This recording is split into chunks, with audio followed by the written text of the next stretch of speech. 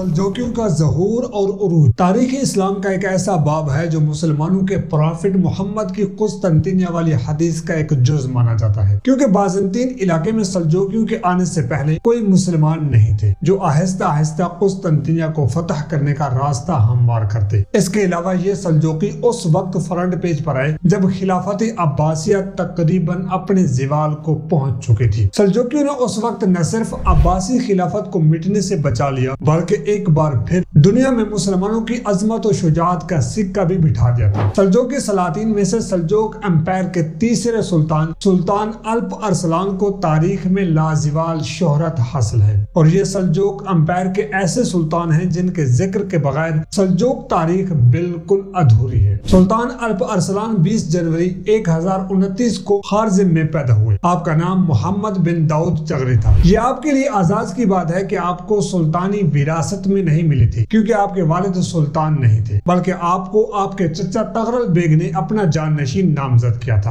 اور آپ نے 1064 سے 1072 تک سلجوک سلطنت پر حکومت کی۔ سلجوک تاریخ میں سلطان الپ ارسلان سلجوک سلطنت کے سب سے طاقتور حکمران مانے جاتے ہیں، جن کے دور حکمرانی میں سلطنت کی حدود بہت وسیع ہوئی، اور مکہ و مدینہ منورہ جیسے مقدس شہر بھی سلجوک سلطنت کی حدود میں شامل ہوئے۔ سلطان الپ ارسلان کا سب سے بڑا اعزاز ایک یہ بھی ہے، ترک سلاطین میں سے سب سے پہلے سلطان آپ ہیں جن کو مکہ و مدینہ منورہ جیسے مقدس شہر کی خدمت کرنے کا موقع ملا تھا۔ جب 1063 میں سلطان تغرل بیگ بستر مرگ پر تھے تو انہوں نے الپ ارسلان کے بھائی سلیمان کو اپنا جانشین نامزد کر دیا، لیکن کچھ وقت بعد سلجوکی شرفاء کو احساس ہوا کہ سلیمان کی نیچر میں اتنی بڑی سلطنت کو سنبھالنے کی صلاحیت نہیں، اور دوسری طرف الپ ارسلان کو بھی یہ بتایا گیا کہ تغرل بیگ نے سلیمان کے انتخاب کے بعد دوبارہ آپ کو اپنا جانشین نامزد کر دیا تھا، لہٰذا اس بات کو لے کر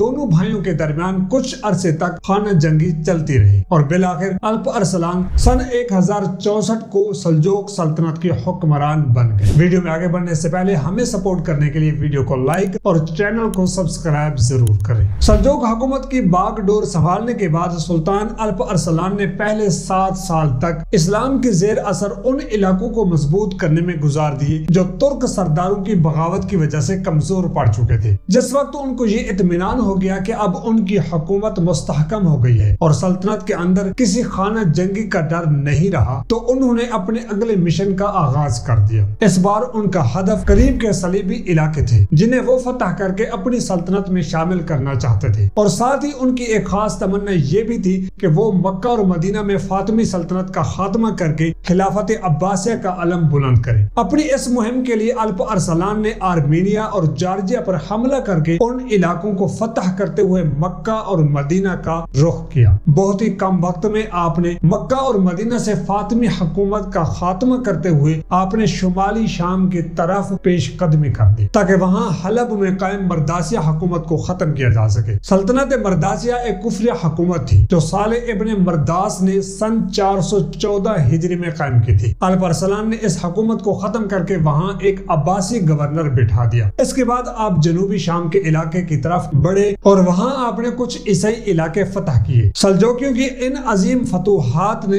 رومی شہنشاہ رومانوس چہارم کے دل میں شدید غصے کی آگ بھڑکا دی۔ رومانوس چہارم نے اپنی فوجوں کو جمع کیا اور مسلمانوں کے خلاف جنگیں لڑنا شروع کر دی، جن میں سب سے اہم جنگ حنود ہے، اور اسے جنگ ملازکرد بھی کہا جاتا ہے کیونکہ یہ جنگ ملازکرد کے مقام پر لڑی گئی تھی۔ ملازکرد جنگ سن 463 ہجری یعنی اگست 1070 عیسوی میں لڑی گئی، اور اس جنگ کا شمار بدر، یرموک اور عین جالوت جیسی بڑی اور اہم جنگوں میں ہوتا ہے۔ یہ تاریخ اسلام کی ایسی جنگیں ہیں جنہوں نے تاریخ کا رخ موڑ دیا اور دنیا کے نقشے پر اپنا اثر چھوڑا۔ اس جنگ میں رومی لشکر کی نفری تقریباً 2 لاکھ تھی۔ اس کے علاوہ اس میں 35,000 فرانس کے فرنگی، 1 لاکھ سرنگیں کھودنے والے اور راستہ ہموار کرنے والے مزدور تھے۔ فوج کے علاوہ 400 بیلوں پر نال اور میخیں اور زین وغیرہ لدی ہوئی تھی۔ جنگ سے پہلے سلطان الپ ارسلان نے رومی لشکر کی پیش قدمی کو روکنے کے لیے شہنشاہ کو معاہدے کی پیشکش کی تھی، مگر رومانوس نے اپنی فوج کی تعداد پر اتراتے ہوئے آپ کی پیشکش کو ٹھکرا دیا تھا، کیونکہ سلطان الپ ارسلان کے پاس رومی فوج کے مقابلے 90% کم فوج تھی۔ اس وقت آپ کے ساتھ صرف 20,000 فوج کا مختصر لشکر تھا۔ اب آپ کے پاس 2 راستے راستے تھے، یا تو آپ اپنی 20,000 فوج کے لشکر کو لے کر اپنے محل رے کی طرف بھاگ جاتے، یا پھر آپ اپنے سر پر کفن باندھ کر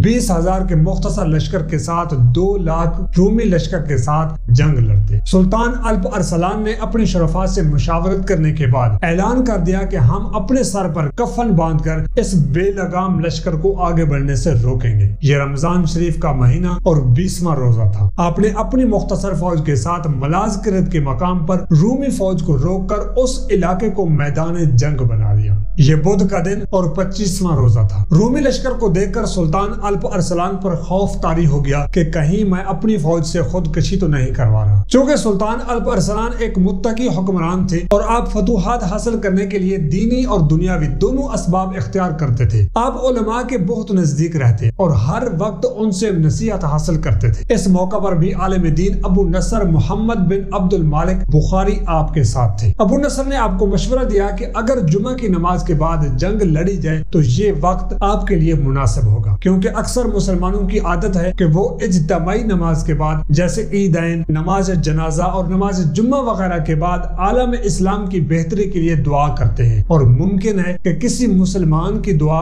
آپ کی فتح کا سبب بن جائے۔ سلطان الپ ارسلان کو عالم دین کا یہ مشورہ اور بات بہت پسند ہے، اور آپ نے جنگ کو خط و کتابت کے ذریعے جمعہ کے دن تک طول دے دیا۔ جب نماز جمعہ ہو گئی تو دونوں لشکر آمنے سامنے آ چکے تھے۔ اس وقت سلطان گھوڑے سے اترے اور سفید کپڑے پہن کر اللہ کے حضور سجدہ ریز ہو گئے، اپنا سر مٹی پر رکھا اور باری تعالیٰ سے مدد کی التجا کی۔ اے باری تعالیٰ، جنگ بدر کی طرح یہ مٹھی بھر مسلمان تیری مدد کی امید رکھتے ہیں۔ آپ نے سجدے سے سر اٹھا کر مسلمان مجاہدین کو ایک تاریخی خطبہ دیا کہ آج تم میں سے کوئی بھی میری خاطر، سلطنت کی خاطر یا مال غنیمت حاصل کرنے کی نیت سے جنگ نہیں لڑے گا۔ آج حق و باطل کی جنگ ہے، تم میں سے جو بھی واپس لوٹنا چاہے لوٹ جائے۔ آج میں کسی کا سلطان نہیں، آج میں بس اللہ کا ایک مجاہد ہوں۔ خطبے کے بعد آپ نے اپنے کچھ سپاہی ہلال کی شکل میں اونچے مقام پر کھڑے کر دیے تھے۔ جب لڑائی شروع ہوئی تو ان مجاہدین نے رومی لشکر پر تیروں کی برسات کر کے رومی لشکر کی فرنٹ لائن کو ہی آگے نہ بڑھنے دیا، لیکن یہ رکاوٹ زیادہ دیر تک کارگر ثابت نہ ہوئی اور رومی فوج مسلمانوں پر ٹوٹ پڑی۔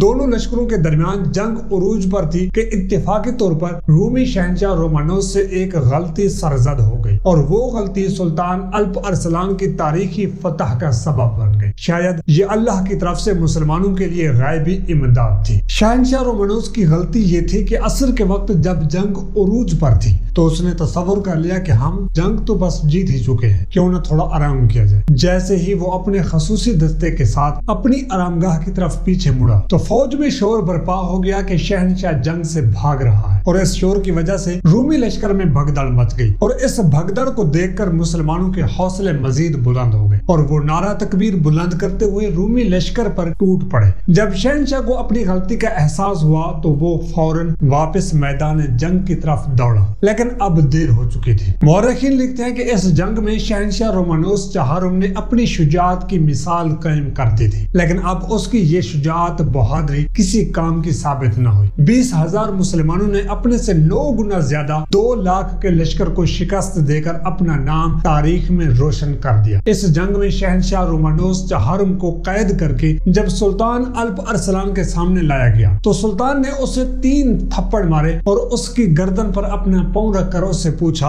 اگر میں تمہارا قیدی ہوتا تو تم میرے ساتھ کیا سلوک کرتے؟ وہ بولا، بہت برا سلوک کرتا، شاید میں تمہیں مار ڈالتا یا قسطنطنیہ کی سڑکوں پر گھسیٹتا۔ سلطان الپ ارسلان نے کہا کہ میں تمہیں اس سے بھی بڑی سزا دوں گا، جاؤ میں تمہیں معافی دیتا ہوں اور آزاد کرتا ہوں۔ سلطان الپ ارسلان نے رومانوس سے 15 لاکھ درہم بطور تاوان لے کر اسے اپنے قاصدوں کے ساتھ قسطنطنیہ بھیج دیا۔ جنگ ملازکرت کے نتیجے میں اناطولیہ ہمیشہ کے لیے عیسائیوں کے ہاتھ سے نکل کر ترکوں کا وطن بن گیا۔ ترک آج بھی تقریباً 947 سال گزر جانے کے باوجود بھی جنگ ملازکرت کی یاد مناتے ہیں، اور سلطان الپ ارسلان کو یاد کر کے اپنی اولاد کو وہ قصہ، وہ تاریخ اور وہ حقیقت بتاتے ہیں کہ کیسے اس دن سلطان الپ ارسلان سفید کفن پہن کر کافروں کے سامنے کھڑے تھے۔ آج کے لیے بس اتنا ہی۔ ہمیں سپورٹ کرنے کے لیے ویڈیو کو لائک اور چینل کو سبسکرائب ضرور کریں۔